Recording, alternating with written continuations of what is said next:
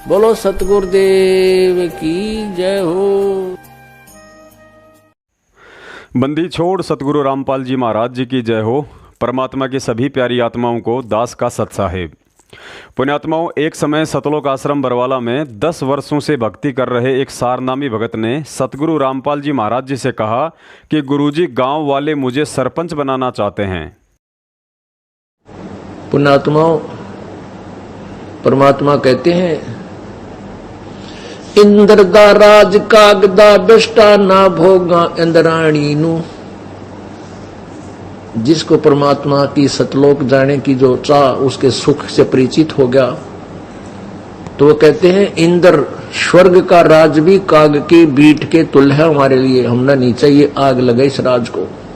जिसने सतलोक जाना है ये धारणा बनानी पड़ेगी। आराम एक कोई एक भगत आने बोले जी गांव में सरपंच बनाओ है, मैंने मैं कुआं में पड़ जा किता है सरपंच बने रख तेरा गजब ये रोज ज्ञान सुनावा थरे ते रख फूट के बाद और 10 साल नाम लिए नो लिए। क्यों घर में सुख हो गया, अच्छे ट्रक चालेंगे। गाँव वाले तेने सोचा कर 2 पैसे फालतू लाओगा, अच्छी दारू पियाओगा। मैं बोला कुआं में पड़ जाए इसका अच्छा था ना जी, मत आज्ञा लेना है, मैं नहीं खड़ा हूंगा। फिर मैं इतना पूछ भी कैसे लिया मेरे ते तेरा गजब हुई। तो पुण्यात्माओं, इस काल का भयंकर जाल है, इससे बचना पड़ेगा। आपने इस ज्ञान को आधार बनाना पड़ेगा। पुण्यात्माओं, गुरु जी के एक एक शब्द और सत्संग में बड़ी गहराई और गूढ़ संकेत छिपे हैं। इस 1 मिनट के सत्संग ने मनमुखी सतलोक आश्रम मैनेजमेंट हरियाणा, फर्जी नामदान संचालकों और कोऑर्डिनेटर को पूरी तरह से नंगा करके अज्ञानी और पाखंडी साबित कर दिया है, जिन्होंने काल प्रेरणा से गुरुजी का आदेश बताकर उनकी प्यारी आत्माओं से 2019 के लोकसभा चुनाव में राजनीतिक पार्टियों को वोट डलवाकर उनकी बनी बनाई भक्ति का सत्यानाश करवा डाला। इस सत्संग में जब उस सारनामी भगत ने गुरुजी से सरपंच बनने की बात कही तो गुरुजी ने स्पष्ट मना कर दिया कि इससे अच्छा तो कुएं में पड़ जाता। फिर उस भगत ने कहा कि गुरुजी, मैं तो केवल आपकी आज्ञा लेने आया था।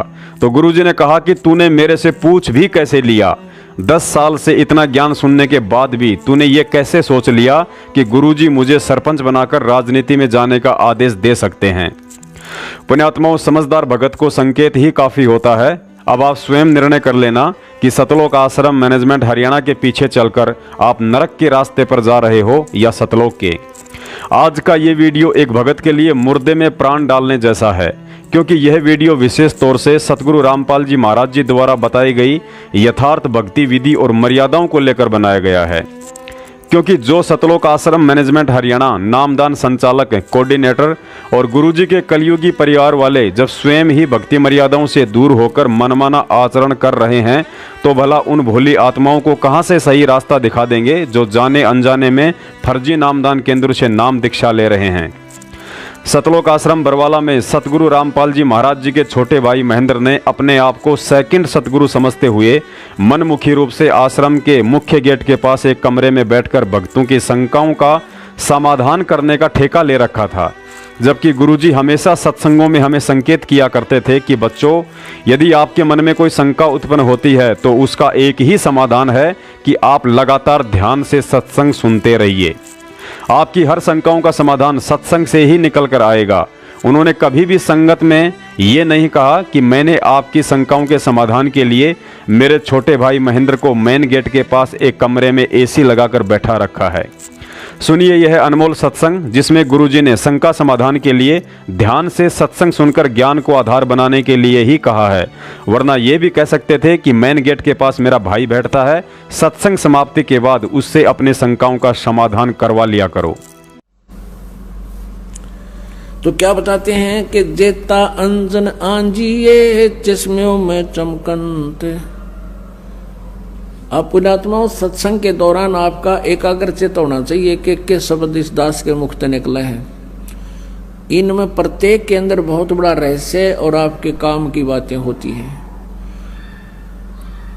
आप जी इधर उधर ध्यान नहीं रखे, क्योंकि 2 घंटे की बात है, तो फिर 2 घंटे शाम होंगे, 4 घंटे, बाकी 20 घंटे बहुत कुछ होते हैं इधर उधर की सोचने। तो अब जैसे ये कई बार बताते हैं, कई भक्तों को शंकाएं भी रह जाती हैं। प्रत्येक को इंडिविजुअली नहीं बताया जा सकता, ना समाधान किया जा सकता। सत्संग इसलिए किया जाता है सामूहिक तौर पर आपको कुछ ऐसे गूढ़ रहस्य भी साथ में बताए जाते हैं जो आपको आवश्यक है।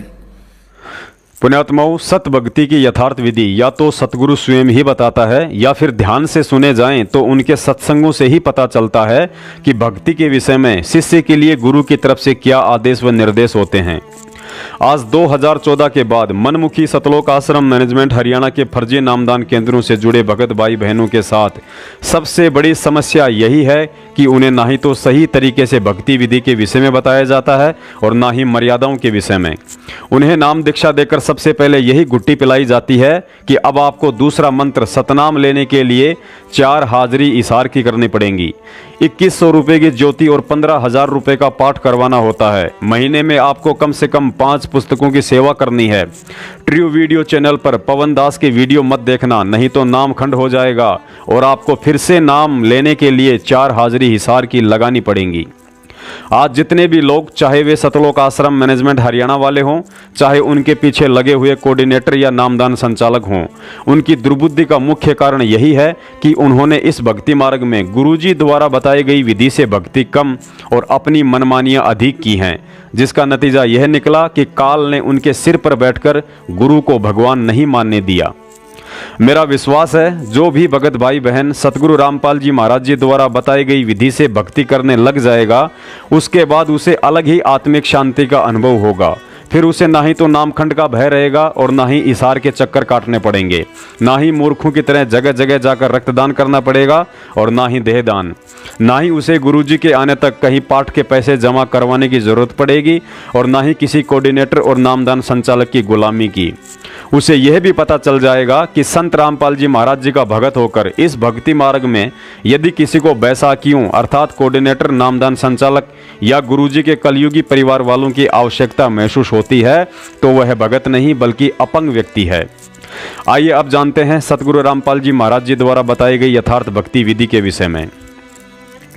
संत रामपाल जी महाराज जी ने बताया कि भक्ति पर लगने से पहले साधक को सबसे पहले यह सुनिश्चित करके आश्वस्त हो जाना चाहिए कि उसे जो गुरु और भक्ति मिली है वे दोनों शास्त्र प्रमाणित हैं या फिर परंपरा आधारित हैं।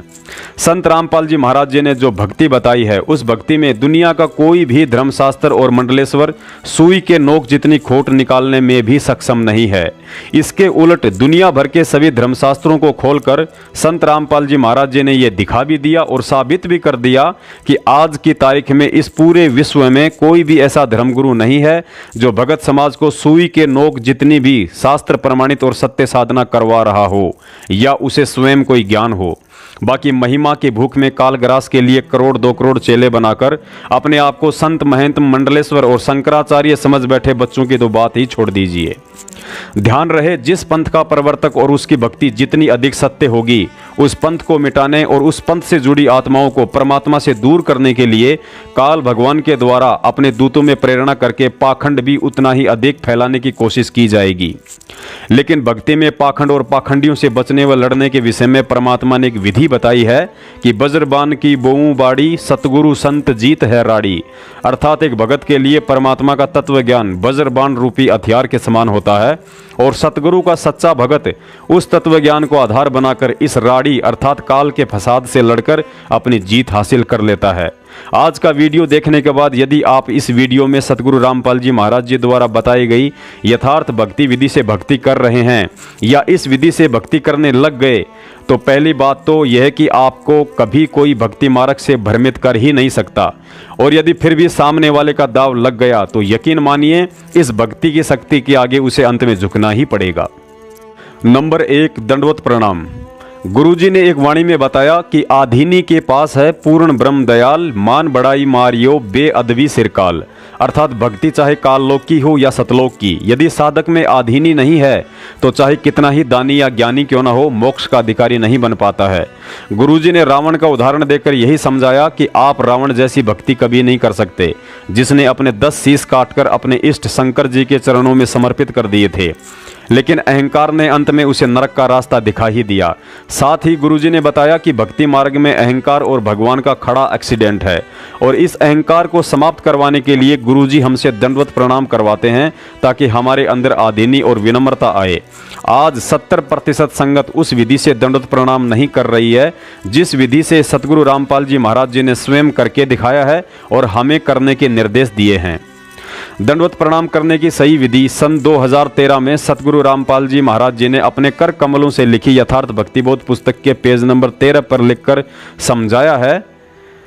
गुरुजी कहते हैं, अष्ट अंग से दंडवत प्रणामा, संध्या प्रात करो निष्कामा। जो लोग बिना भाव और सही विधि के दिन में उठते बैठते 50 बार दंडवत प्रणाम करते रहते हैं, उनके लिए कहा है कि यदि आप सही विधि और आधीनी भाव से सुबह शाम 2 समय भी परमात्मा को दंडवत प्रणाम कर लेते हो तो वह मुझे स्वीकार है। गुरुजी ने बताया कि दंडवत प्रणाम करते समय शरीर के 8 अंग जमीन से स्पर्श होने चाहिए, जैसे दोनों हाथों का अगला हिस्सा, दोनों हाथों की कोहनी, मत्था, नाक, छाती, पेट, दोनों पैरों के घुटने तथा दाएं पैर के पंजे पर बाएं पैर का पंजा रखकर डंडे की तरह जमीन पर सीधा लेटकर दंडवत प्रणाम किया जाता है। इस प्रकार दंडवत प्रणाम करने वाले में आधीनी आती है। लेकिन आज 70% भगत भाई बहन ऐसे हैं जो ना ही तो अपने 8 अंगों को सही से जमीन से स्पर्श करते हैं और ना ही दाएं पैर के पंजे पर बाएं पैर का पंजा रखते हैं, बल्कि पैर के ऊपर पैर रखते हैं, जो सही नहीं है। देखिए स्वयं सतगुरुदेव जी को, हालांकि वे स्वयं परमेश्वर हैं, उन्हें किसी के आगे दंडवत प्रणाम करने की जरूरत नहीं है, लेकिन हम मूर्खों को समझाने के लिए एक भगत की भूमिका में उन्होंने ऐसा करके दिखाया है। हम विनती करते जी, गुरु जी तेरे आगे सर्व मारे उआ पाठ पर काश बधाई मैं बाटूंगी, ये मारे उआ पाठ पर काश बधाई मैं।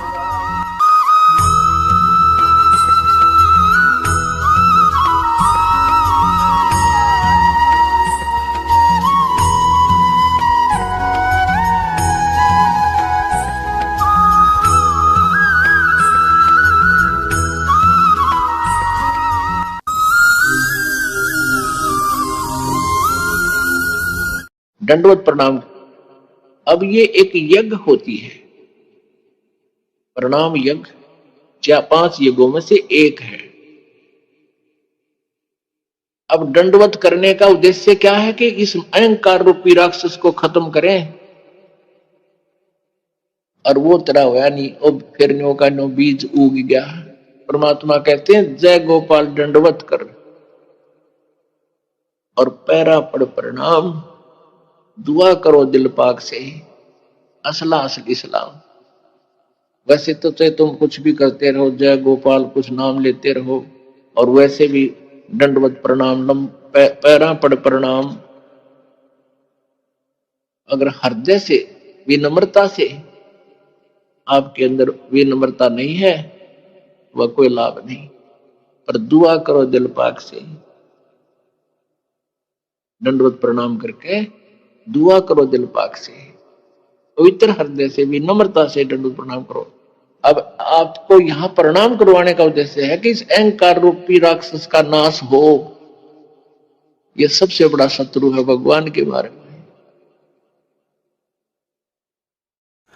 गुरुजी ने बताया कि आप जब भी अपने गुरु को दंडवत प्रणाम करो तो उससे पहले आपको जो भी बड़ा मंत्र मिला है उसका 1 या 2 जाप अवश्य करें, क्योंकि जब हम त्रिकुटी पर जाएंगे तो हो सकता है वहां धोखा देने के लिए गुरु के रूप में काल भी आ सकता है। अतः जब आप दंडवत करने से पहले मंत्र का जाप करोगे और यदि काल होगा तो उसका वास्तविक स्वरूप सामने आ जाएगा और हम धोखा खाने से बच जाएंगे।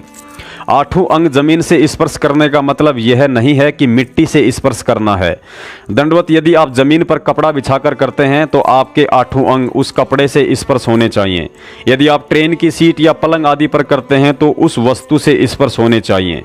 कई बार मजबूरीवश या जगह की कमी के चलते हम पूरी विधि से दंडवत प्रणाम नहीं कर पाते हैं, लेकिन मन में भाव पूरा है तो वह दंडवत परमात्मा को स्वीकार्य होता है।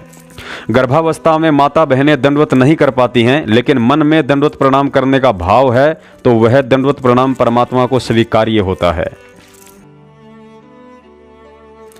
नंबर 2, 3 समय की आरती।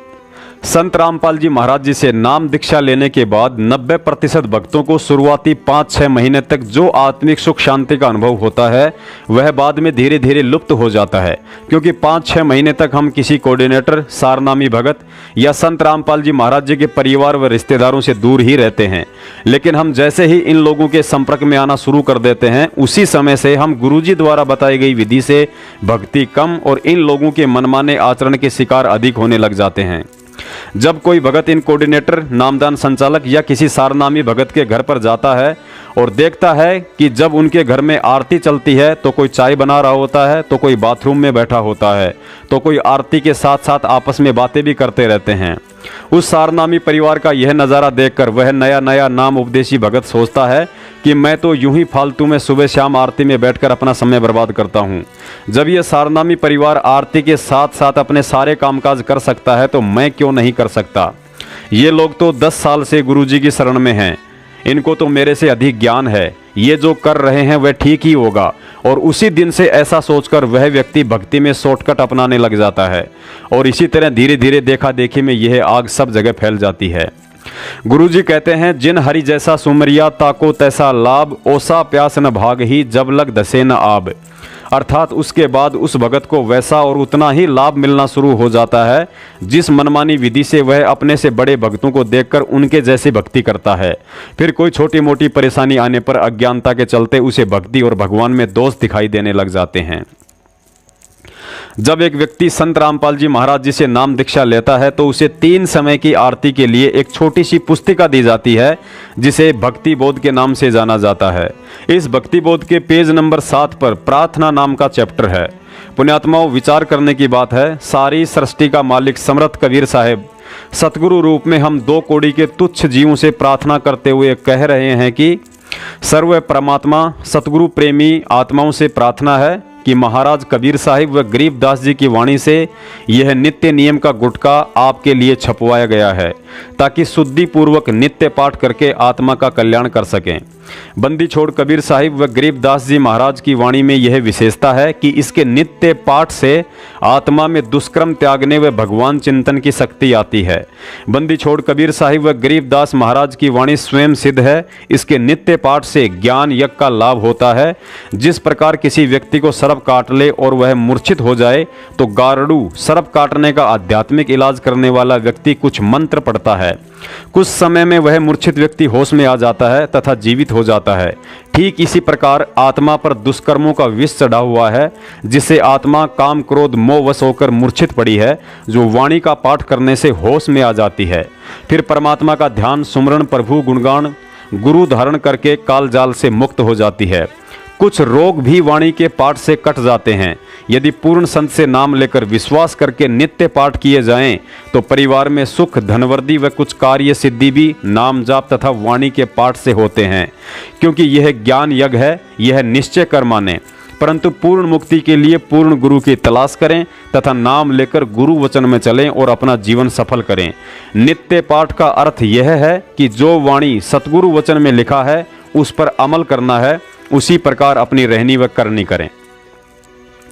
पुण्यात्माओं, अब हम सतगुरु आशीर्वाद से इस प्रार्थना के मर्म को समझते हैं कि इसके माध्यम से गुरुजी ने हमें क्या आदेश और शिक्षा दी है। गुरुजी ने प्रार्थना रूप में हम भोली आत्माओं को समझाना चाहा है कि यह नित्य नियम की पुस्तिका आपके नित्य पाठ के लिए छपवाई गई है। पाठ का अर्थ होता है पुस्तक को देखकर पढ़ना। और आप जी नित्य नियम का वीडियो देखेंगे तो पता चलेगा कि स्वयं सतगुरु देव जी भक्ति बोध को हाथ में लेकर पाठ कर रहे हैं। पुण्यात्माओं, सतगुरु देव जी जिन्होंने इस भक्ति बोध की रचना की है उन्हें इसके पाठ करने की कोई आवश्यकता नहीं है, लेकिन उन्होंने हम मूर्खों के लिए एक बहुत बड़ा संकेत दिया है कि जब तक तुम लोग इस विधि से आरती नहीं करोगे तो कैसे तुम्हारी भक्ति सफल हो सकती है। आगे बताया है कि महाराज कबीर साहिब व गरीबदास जी की वाणी स्वयं सिद्ध है।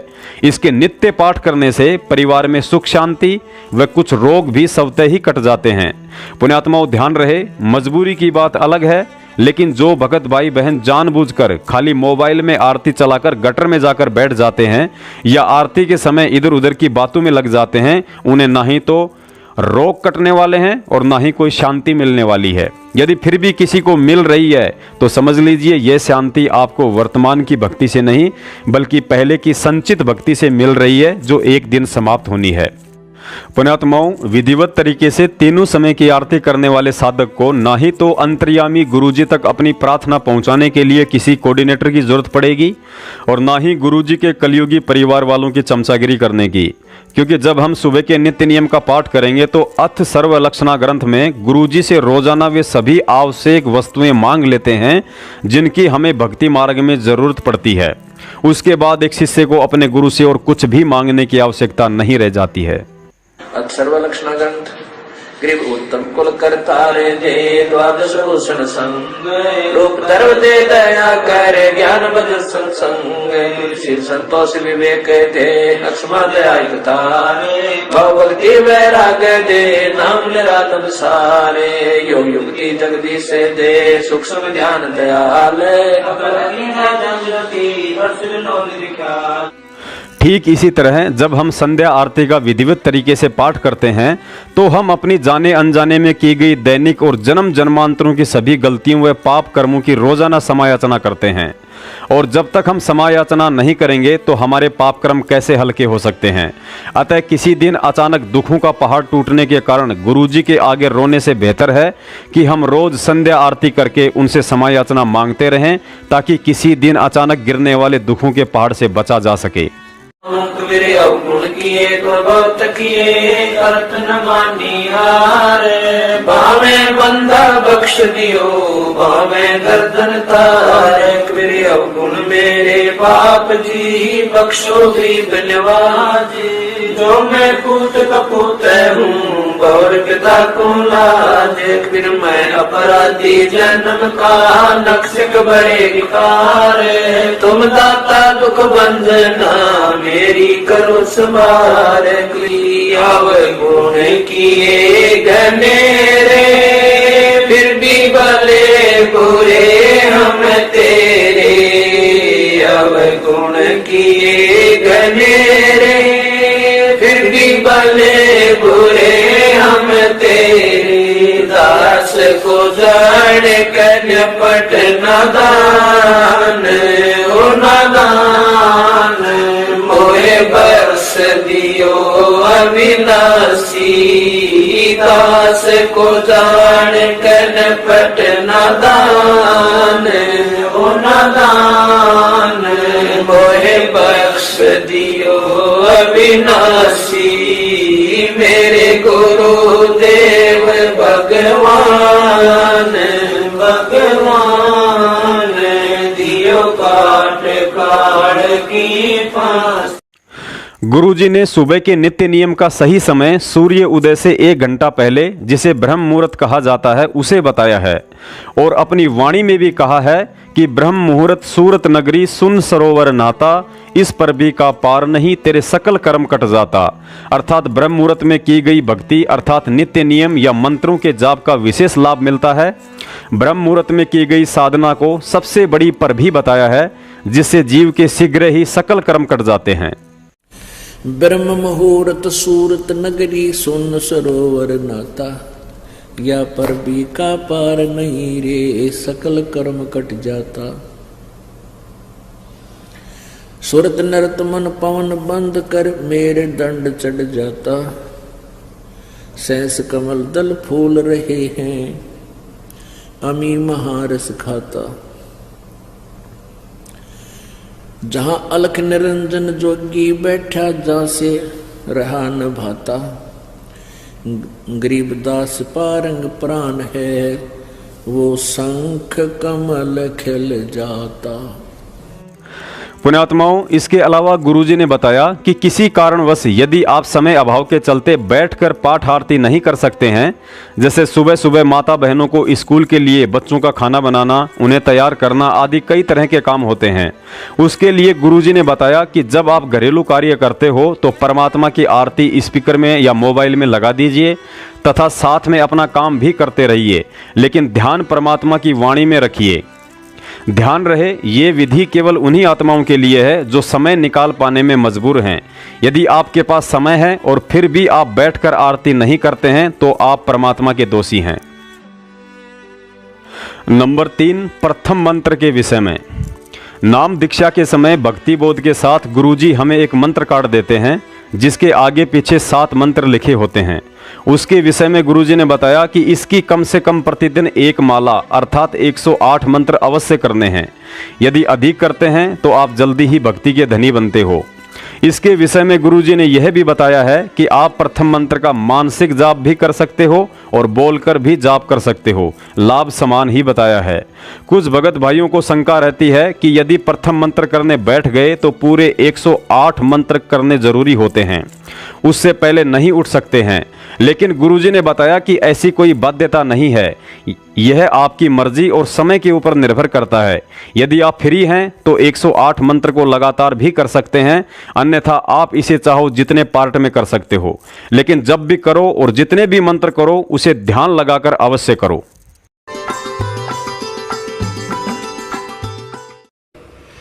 इब रेल बढ़ा जा मंत्र की नो नो नो नो नो देखियो ना नो को नो बता कि रेल छूटे है, आराम से करे बैठ के, चाहे थोड़ा कर ले पर करे प्यार ते। 108 मंत्र बताए आपको करने के लिए, इसने सारे दिन में कर ले, चाहे 6 बार में पार्ट कर ले इसके, हैं मतलब 10 पे एक बार कर ले, 10 फेर कर ले कति जचा के, फिर इस मन ने छोड़ दे ले, खा ले धक्के कित सोचेगा तुम, फिर ये शर्माण लग जाएगा, थोड़े दिन में अपने आप सेट होने लग जाएगा। तो ऐसे कसक के साथ करें इस मंत्र को। पुण्यात्माओं, पुरानी परंपराओं के चलते कुछ भगत भाई बहन सोचते हैं कि यदि सुबह नहा धोकर आरती या मंत्र किए जाएं तो उत्तम रहता है, लेकिन गुरुजी ने बताया कि आरती या मंत्र करने के लिए शारीरिक शुद्धि से आत्मिक शुद्धि ज्यादा महत्व रखती है। परमात्मा कहते हैं, नहाए धोए क्या होत है जो मन का मैल न जाए, मीन सदा जल में रहे पर तन की बांस न जाए। यदि नहाने से ही शुद्धता होती है तो जन्म से ही जल में रहने वाली मछली के शरीर से इतनी दुर्गंध नहीं आनी चाहिए थी। कहने का मतलब है नहाना धोना अच्छी बात है, अन्यथा परमात्मा की सत भक्ति में ऐसा कोई नियम नहीं है। हाँ, गुरुजी का यह आदेश जरूर है कि जब भी आप आरती करो तो अपने हाथ पांव को जल से अवश्य साफ कर लिया करो, ताकि हम भक्तों के लिए कबीर सागर से भी ज्यादा पवित्र व आदरणीय ग्रंथ भक्ति बोध को गंदे हाथ ना लगें। नंबर 4, चरणामृत और प्रसाद राम के विषय में। नाम दीक्षा के बाद गुरुजी हमें एक चरणामृत की शीशी और एक प्रसाद की थैली देते हैं, लेकिन हम में से ज़्यादातर भगत भाई बहन ये सोचकर उसका कम ही सेवन करते हैं कि ये कहीं ख़त्म ना हो जाए, लेकिन ऐसा नहीं है।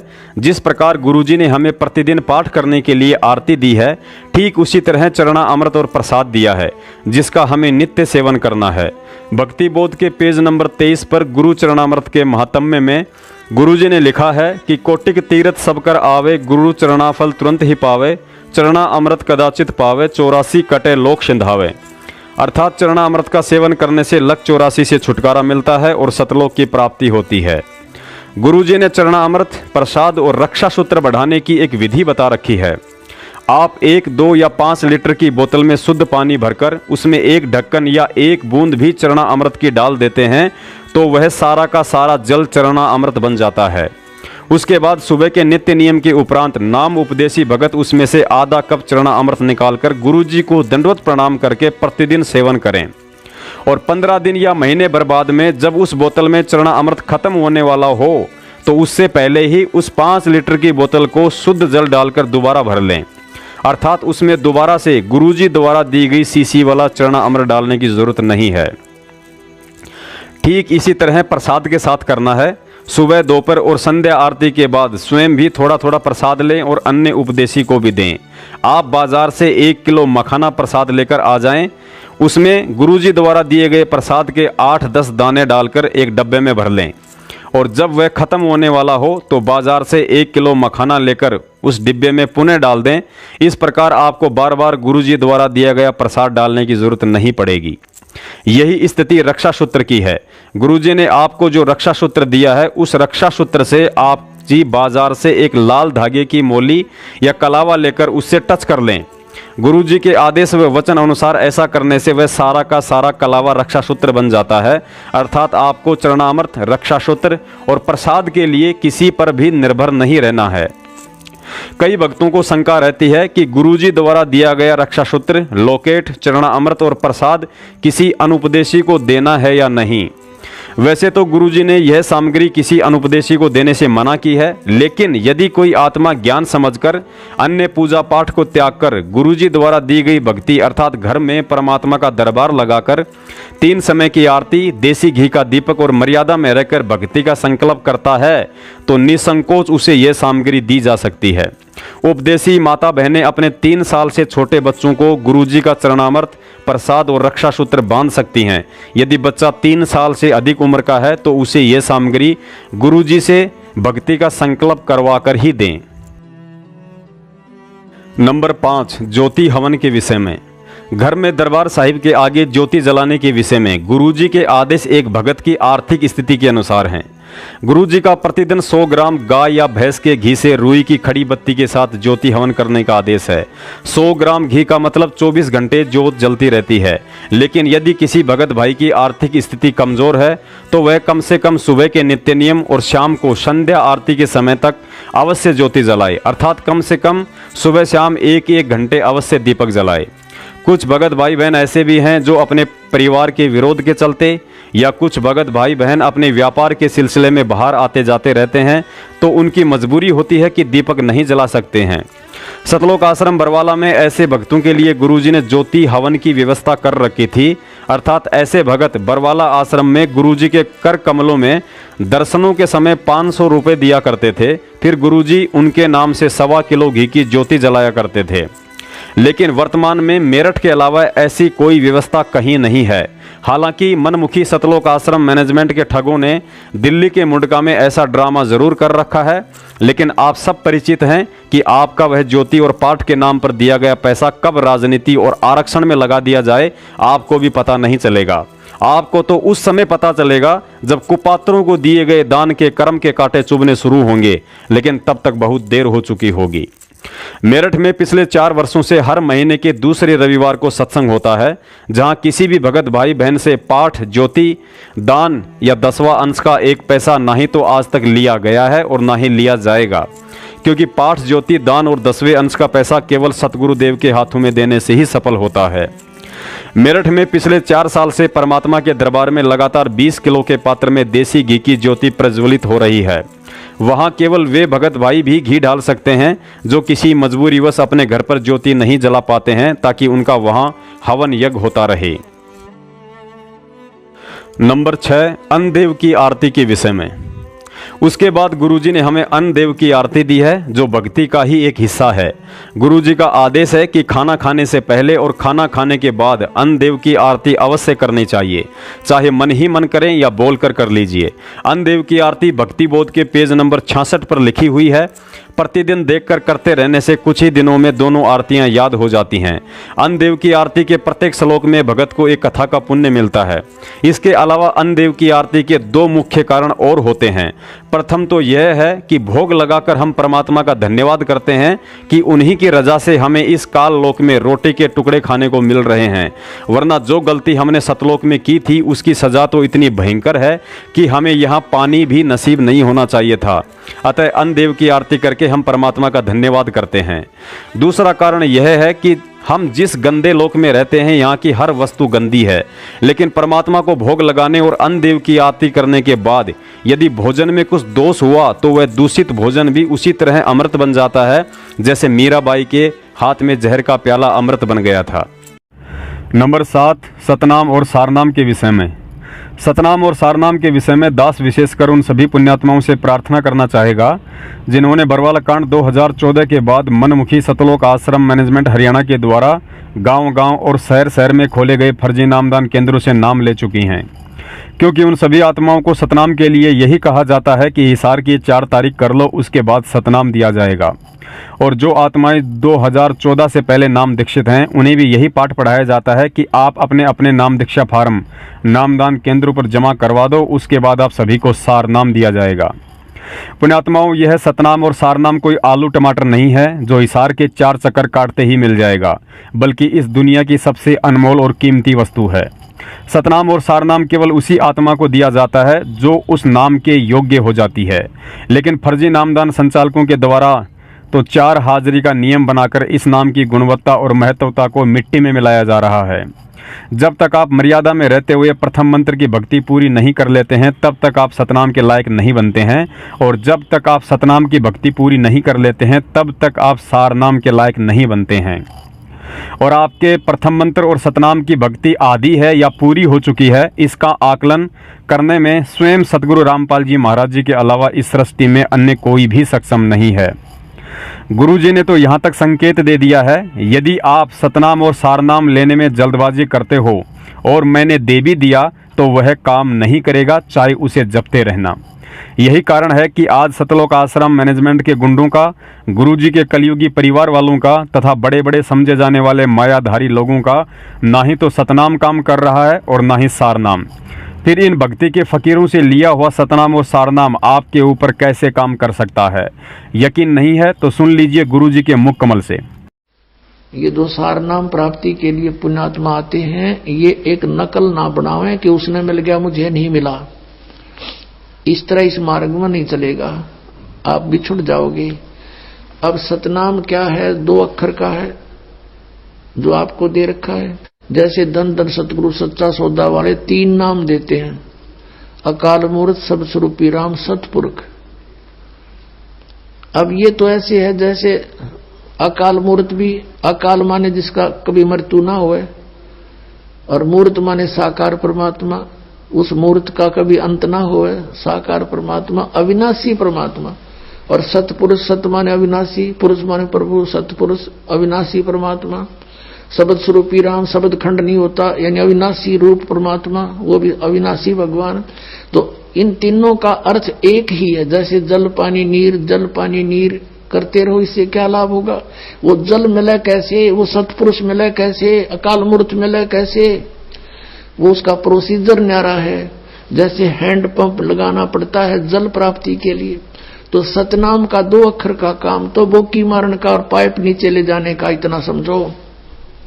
और इसके बिना सार नाम काम नहीं करे, और सार नाम के बिना या बोकी काम नहीं करे। पानी तक पहुंच भी गई, जल तक। और एंड पंप यू सार नाम है ऊपर, वो मशीन बना बांध कर ऐसे घुमाते हैं, वो भी जाप करने का है, उसकी भी अभ्यास करना है। तो ये सारा कुछ मिलकर तीनों 2 अक्षर का काम समझ लो। पानी तक पहुंच गए, जल तक पहुंच गए। जल तक पहुंचने के बाद फिर हैंड पंप लगाना अनिवार्य है ना, उस बिना भी व्यर्थ है, वो सारी मेहनत व्यर्थ गई।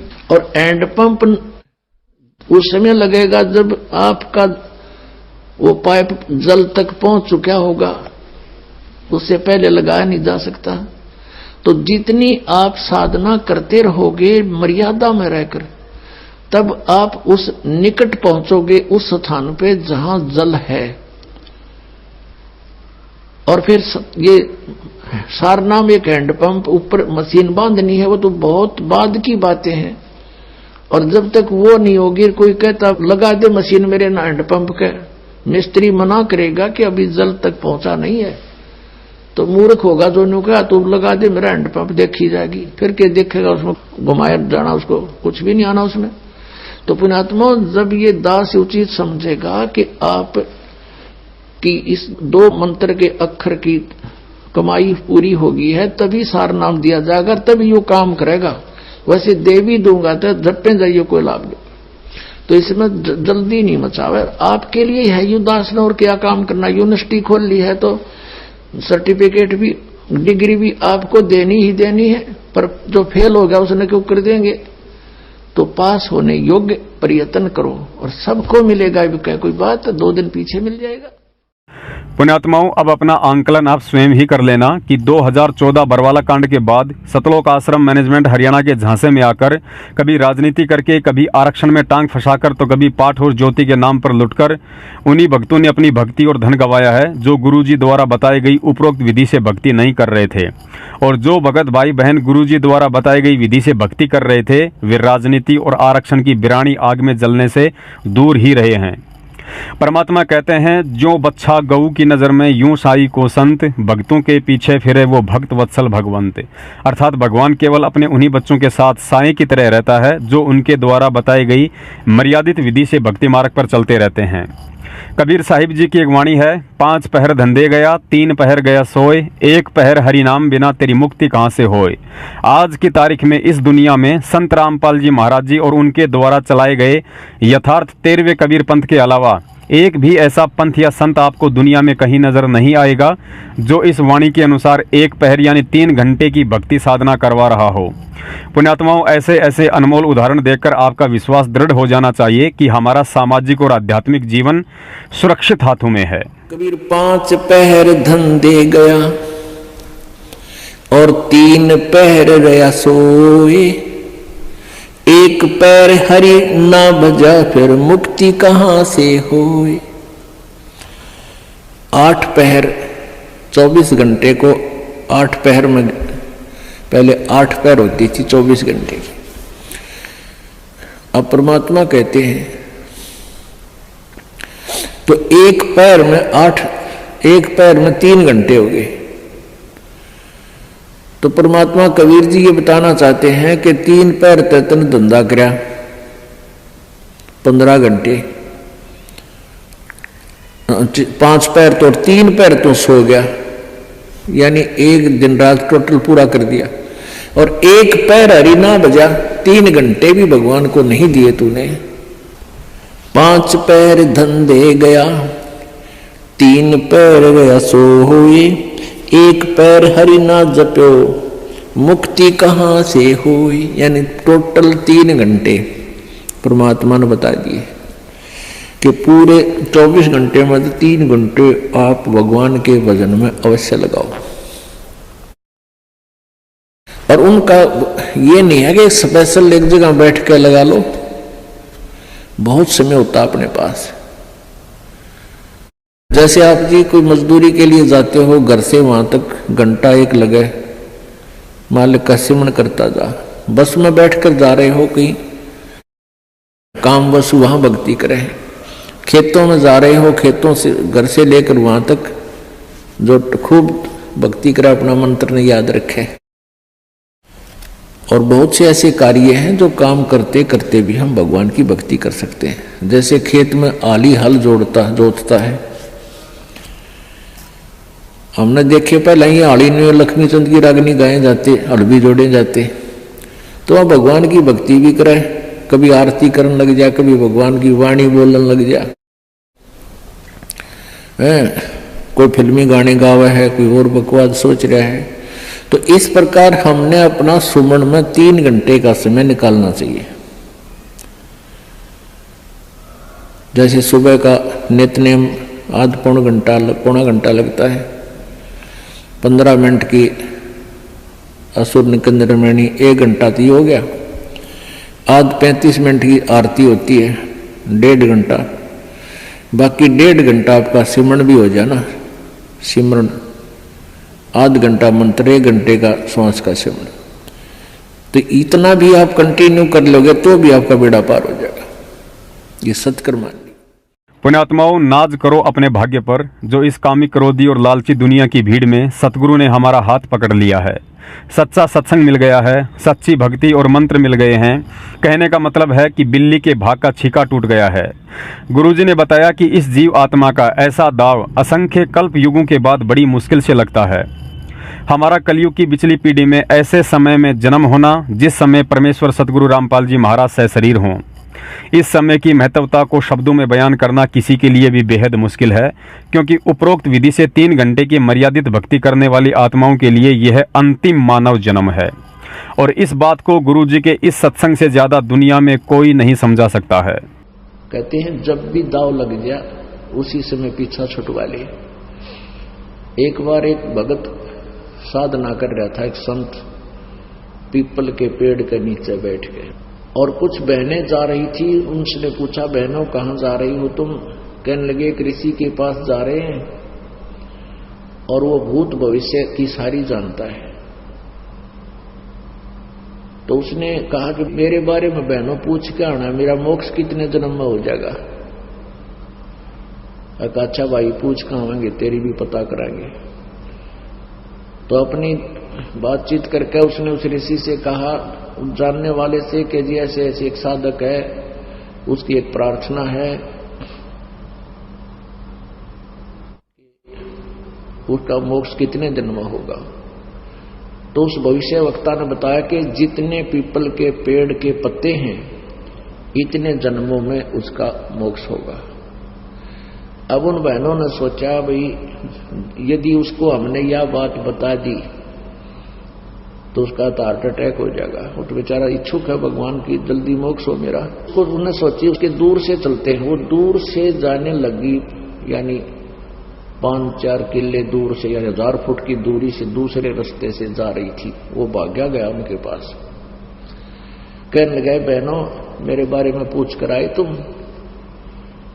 वो कहने लगी, भाई पूछता है पर बाबा जी तू सहन नहीं कर सकता, अगना बहन बता दो, जो भी बताई है मुझे बता दो। वो कहने लगी, भाई जिस पेड़ के नीचे तू बैठा है ना, पीपल के पेड़ के, यूं बताया कि उसके जितने पत्ते हैं इतने जन्मा में तेरा मोक्ष होगा। वो तो डांस करने लग गया, नाचे न बोले बे बुलाओ थारा। तो बोले, रे तू हंस नाच क्यों रहा है, तुम डरोना चाहिए था कि नहीं, कम से कम अंत तक आ गया। अगर इस पीपल के पत्ते जितने हैं इतने दिन में तो होगा, मोक्ष तो होगा मेरा। कहने का भाव यह है, पुण्यात्माओं हमने इतने धक्के खट्टन हो लिए और अब परमात्मा ने यह संतोष दिलाया था उस समय कि अपने बच्चों को रास्ता दूंगा, क्योंकि काल ने ये कहा था, सतयुग में परमात्मा आए थे जो पहली प्रथम बार, उसने वचन ले लिया था कि 3 युगों में, सतयुग त्रेता द्वापर में जीव कम ले जाना और कलयुग में आपकी मर्जी कितना ले जाना। तो परमात्मा ने यह सोचा था कि अब कलयुग में ही इनका मोक्ष करूंगा। तो पुण्यात्मा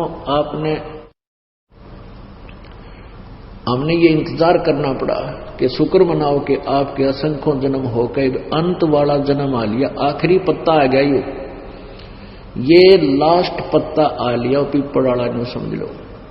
और इनका चूकियो मत ना। परमेश्वर की सभी पुण्यात्माओं से अंतिम प्रार्थना। पुण्यात्माओं, सतगुरु देव जी ने जो अनमोल तत्व ज्ञान दिया है उस आधार से कहने को तो इतना है कि जिसकी कोई सीमा नहीं, लेकिन हम जीवों की सुनने और कहने की सीमा जरूर है। अतः उस सीमा को ध्यान में रखते हुए इस वीडियो में आज के लिए केवल इतना ही। और इतना संदेश देने के बाद यदि भगत होकर भी किसी को समझ में नहीं आता है और सही गलत का निर्णय नहीं कर पाता है, तो उन आत्माओं के लिए केवल यही कहा जा सकता है कि काल एजेंट सतलोक आश्रम मैनेजमेंट हरियाणा ने आप लोगों से गुरुजी की आड़ में मनमाने और उल्टे कर्म करवाकर समुद्र की मछली से पोखर का मेंढक बना दिया है। अब इस पोखर रूपी सतलोक आश्रम मैनेजमेंट के चंगुल से निकलकर भक्ति के समुद्र में सत्सेवक बनकर सैर करना आपके बस की बात नहीं, बल्कि यह तो तभी संभव है जब आप पर किसी दिन परमात्मा की मेहर भरी दृष्टि पड़ जाए।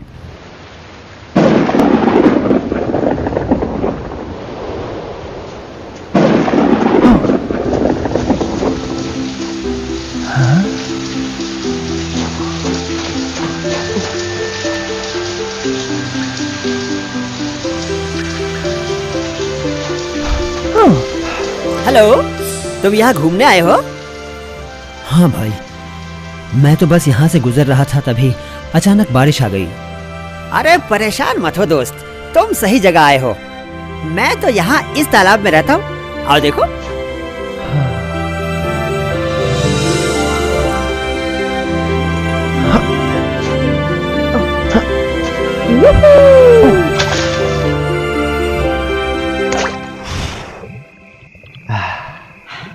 तो देखा तुमने कितना बड़ा है मेरा तालाब? अच्छा, तुम कहाँ रहते हो? मैं तो एक समंदर में रहता हूँ। समंदर? वो कितना बड़ा होगा? बहुत बड़ा।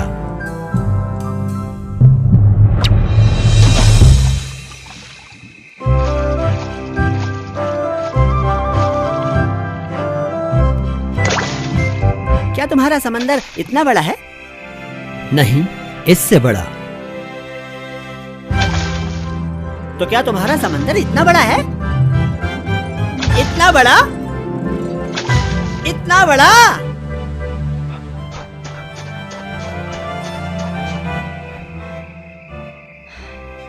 तो क्या वो इससे भी बड़ा है? समंदर इससे बहुत बड़ा होता है मेरे दोस्त। मैं नहीं मानता। इतने सालों से मैं यहाँ रह रहा हूँ, मगर मैंने तो आज तक ऐसी कोई जगह देखी नहीं जो मेरे तालाब से बड़ी हो। ऐसा हो ही नहीं सकता कि इससे भी बड़ी कोई जगह हो। तो ठीक है, चलो मेरे साथ।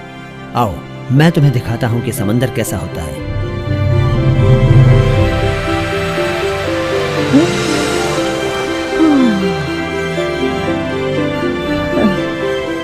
माफ करना मेरे दोस्त।